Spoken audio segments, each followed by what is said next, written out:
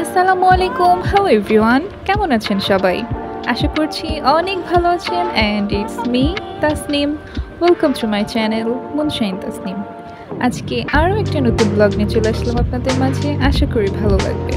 So let's get started.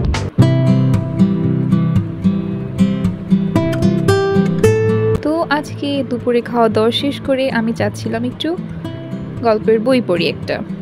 তো আমি বুকশেলফের সামনে গিয়ে একটা বই সিলেক্ট করছিলাম অ্যান্ড আমি জাফর ইকবালের বই নিয়েছিলাম। বইটার নাম হচ্ছে অবনীল। বইটা আমি এখনও পড়তে পারি নাই বেশি, কারণটা আপনারা একটু পরেই বুঝবেন। খুব বেশি পড়ি নাই, অল্প একটু পড়েছি। আমি যতটুকু পড়েছি সেখানে আমি দুইটা চরিত্র পাইছি, একটা হচ্ছে ক্যাপ্টেন আর একটা হচ্ছে একজন ক্রু মেম্বার।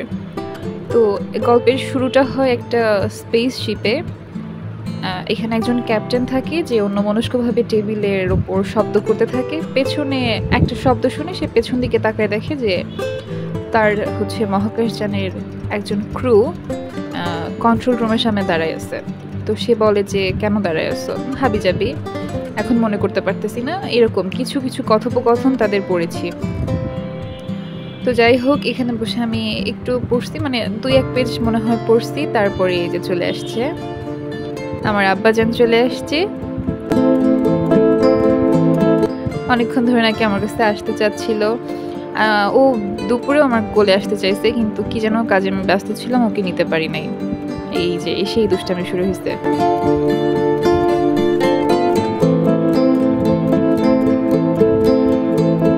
তো তারপরে আমি আর একটু কন্টিনিউ করার চেষ্টা করছিলাম, কিন্তু তারপরে আর পড়া হয় নাই। মানে তারপরে যতটুকু পড়েছিলাম এখানে এরকম ছিল যে মেয়েটা যে হচ্ছে ক্রু, সে তো স্পেসশিপে নতুন, তো সে অনেক কিছুই জানে না। তার ক্যাপ্টেনের থেকে অনেক কিছু জিজ্ঞাসা করছিল, হাবিজাবি, এই তো এতটুকু। তবে গল্পটা ইন্টারেস্টিং আছে। আর ঘড়ির দিকে তাকাই, দেখি সন্ধ্যা লেগে যাচ্ছে। সন্ধ্যা হওয়ার আগ দিয়ে ঘরের দরজা জানালা বন্ধ না করলে মশা আসে। তো সেই জন্য আমি ঘরের সব দরজা জানালা থাই এগুলো সব বন্ধ করে দিচ্ছিলাম। আর কি যেন আমি জানি না আমি কেন এত ব্যস্ত হয়ে গেছি, কি করতেছি সারাদিন কিছু বুঝতেছি না। গাছে পানি দেওয়া হচ্ছে না, গিয়ে মানে বাইরে গিয়ে দেখি গাছগুলোর অবস্থা খুবই খারাপ। তো আজকে গাছগুলোতে একটু পানি দিলাম, কালকে সকালে গিয়ে দেখবো মাশাআল্লাহ আবার গাছগুলা সুস্থ হয়ে গেছে।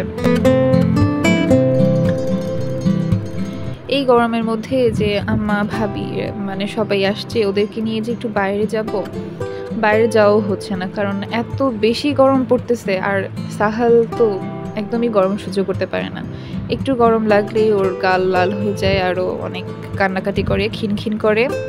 আর ওর কথা কি বলবো, আমি নিজেই মানে একটুও গরম সহ্য করতে পারি না।